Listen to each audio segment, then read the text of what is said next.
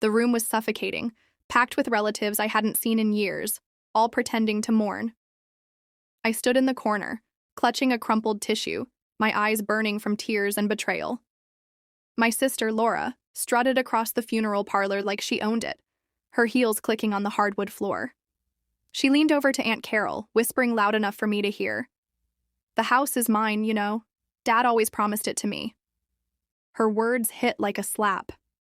The house, our family's heart, the old Victorian on Maple Street where Mom and Dad raised us, wasn't just brick and mortar.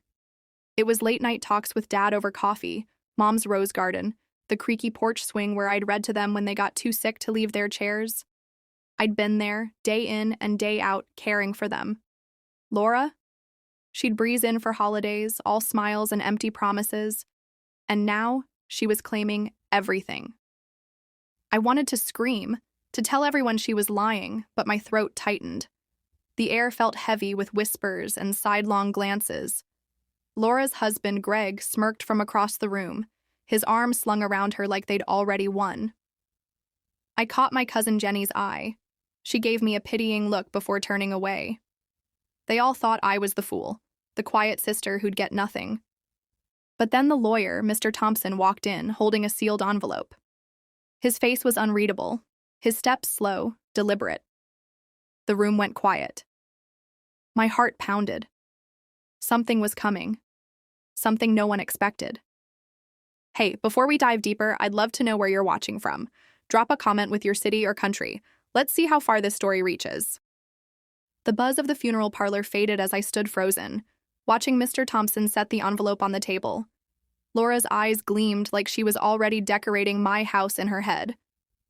I could barely breathe, thinking of everything I'd done for Mom and Dad, quitting my job to care for them, paying their bills when Laura claimed she was broke, holding their hands through every doctor's visit. And now, this?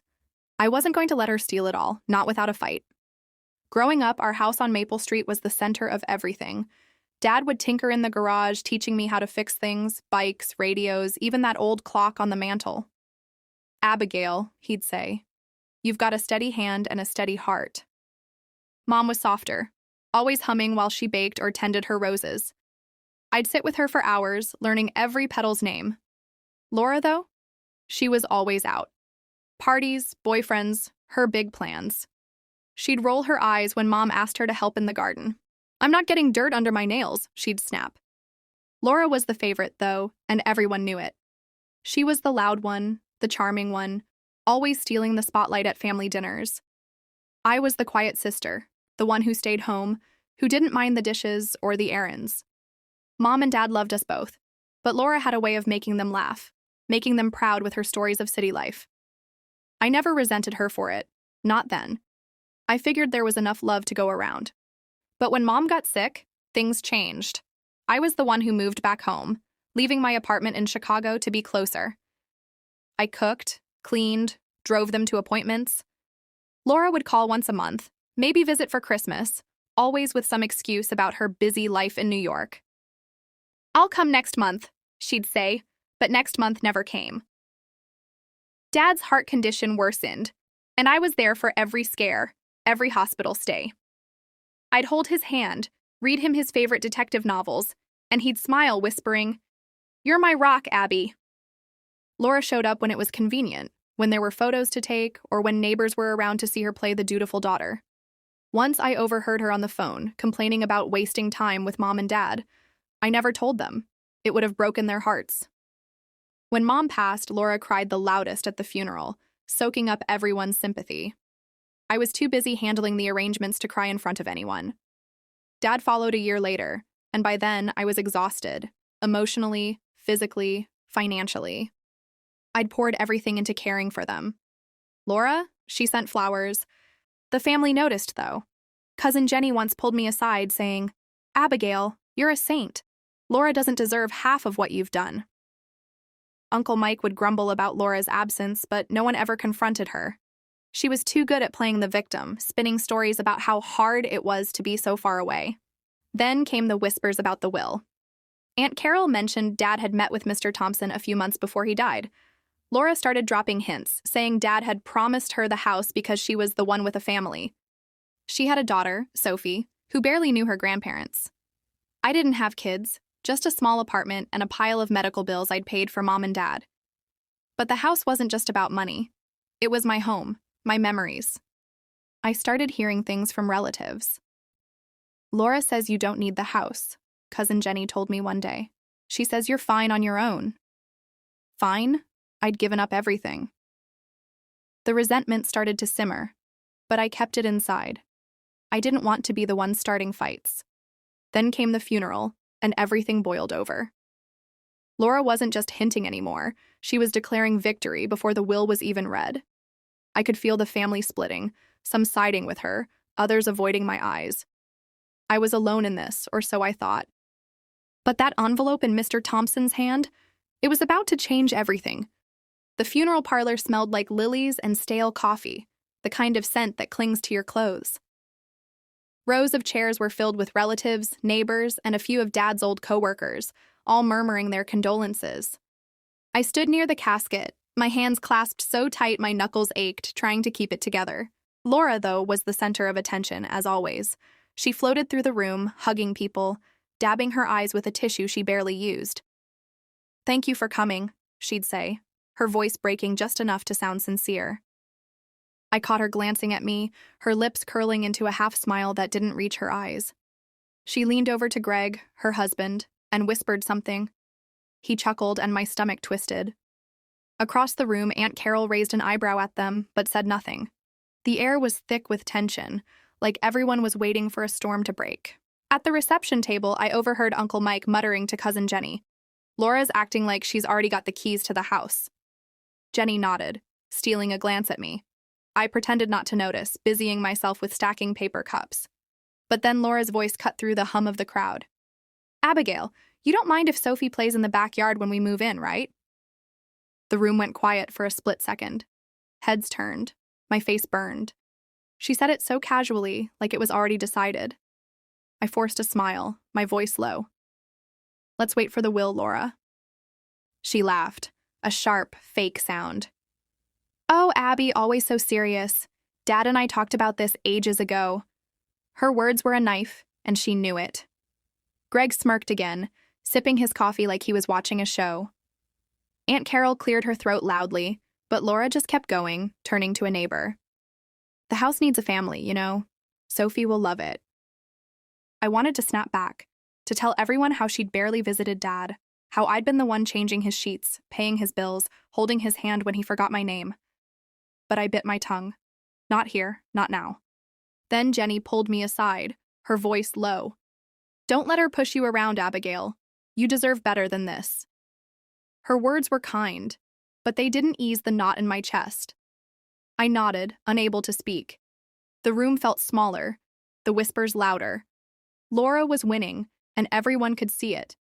After the service, we gathered at the house for a small family meeting. Mr. Thompson, the lawyer, had insisted on it, saying he needed to discuss matters before the official reading of the will. The living room was cramped, with relatives squeezed onto the couch and folding chairs. Laura sat front and center, her legs crossed, looking like she was about to accept an award. I stood by the fireplace, my fingers tracing the edge of the mantel where Dad's old clock still ticked. Mr. Thompson cleared his throat, adjusting his glasses. "We'll go over the formalities tomorrow," he said, his voice steady but oddly clipped. "But I need to confirm a few details first."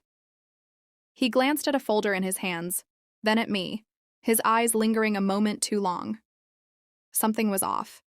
He was nervous, fidgeting with the papers, avoiding Laura's gaze. Laura leaned forward, her voice syrupy. "Mr. Thompson, I'm sure it's straightforward. Dad always said the house would go to me and Sophie." The lawyer didn't respond right away. Instead, he pulled out a small, sealed envelope from his folder, the same one I'd seen at the funeral. "There's additional documentation," he said carefully. "It'll be addressed tomorrow." Laura's smile faltered, but she recovered quickly. "Well, I'm sure it's nothing major," she said, shooting a look at Greg. He nodded, but I caught a flicker of unease in his eyes. Then something strange happened. As people started leaving, Mr. Thompson pulled me aside near the front door. His voice was barely a whisper. "Abigail, can you stop by my office early tomorrow, before the reading? I blinked, confused. Why? He hesitated, glancing over his shoulder to make sure no one was listening. Just trust me. It's important. He pressed a business card into my hand and walked away before I could ask more.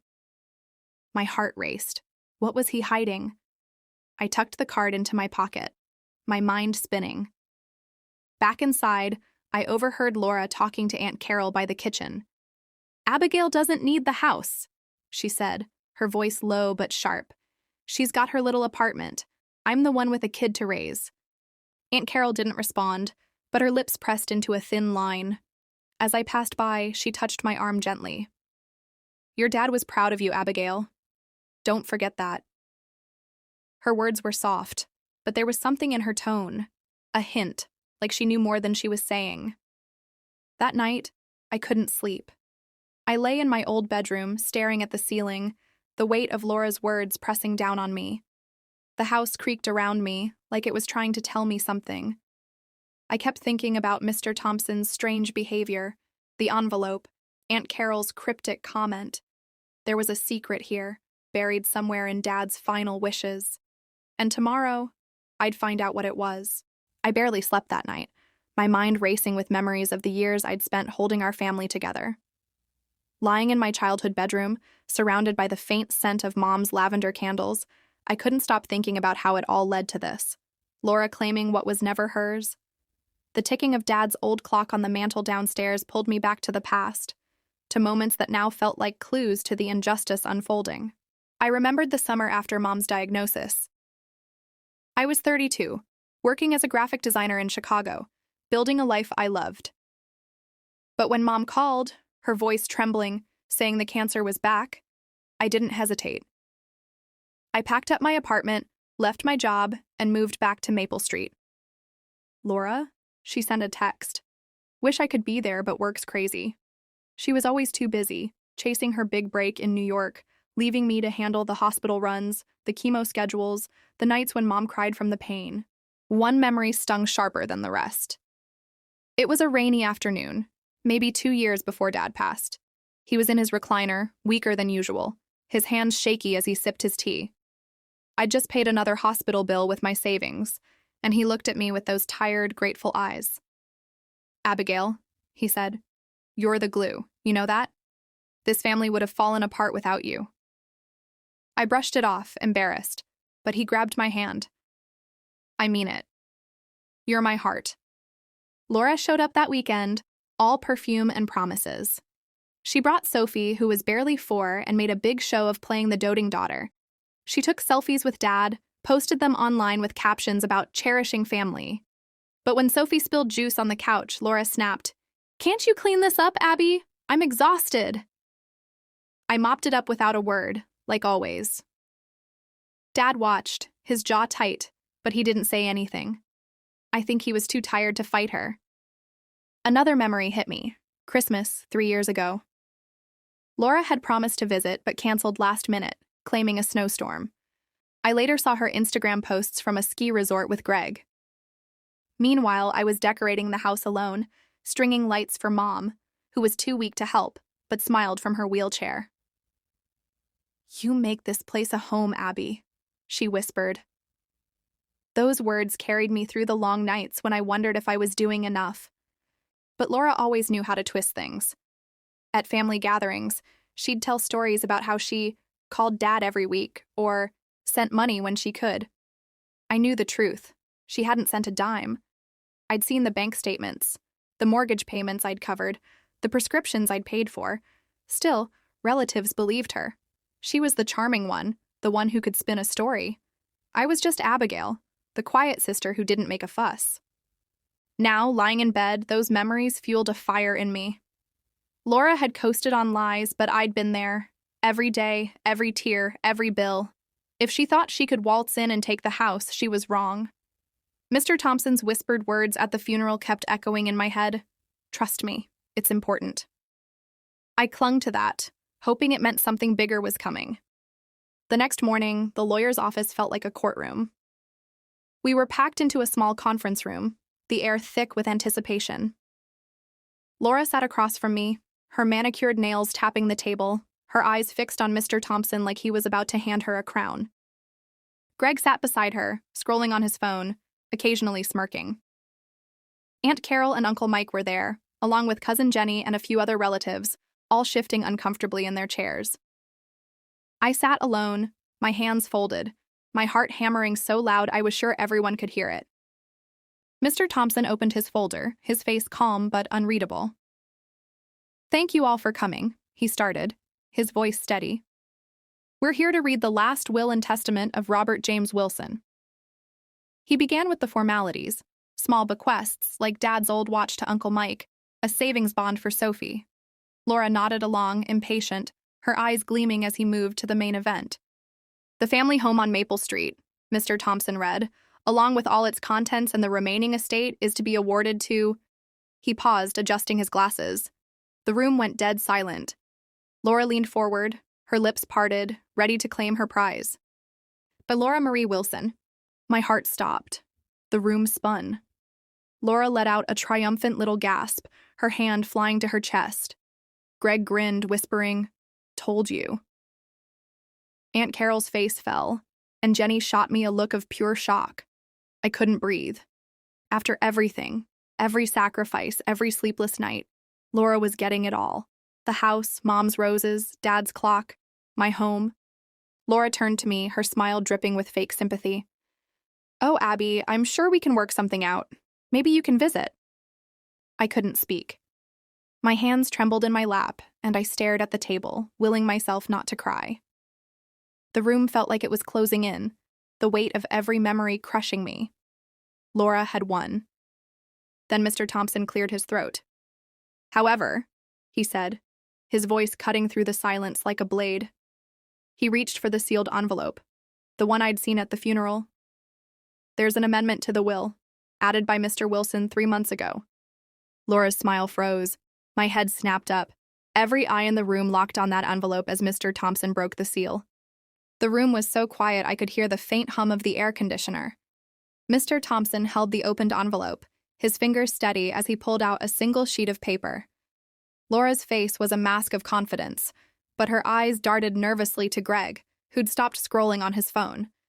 My hands gripped the edge of my chair, my pulse racing. Whatever was in that envelope, it was about to change everything. Mr. Thompson cleared his throat and began reading. "This amendment, dated June 15, 2025, supersedes all prior provisions regarding the distribution of the family home on Maple Street." He paused, glancing at me, then at Laura. "I, Robert James Wilson, hereby declare that the house, its contents, and the entirety of my estate be awarded to my daughter, Abigail Marie Wilson, in recognition of her unwavering devotion and care for my wife and me in our final years." The words hit like a thunderclap. Laura's mouth fell open, her face draining of color. Greg's phone slipped from his hand, clattering onto the table.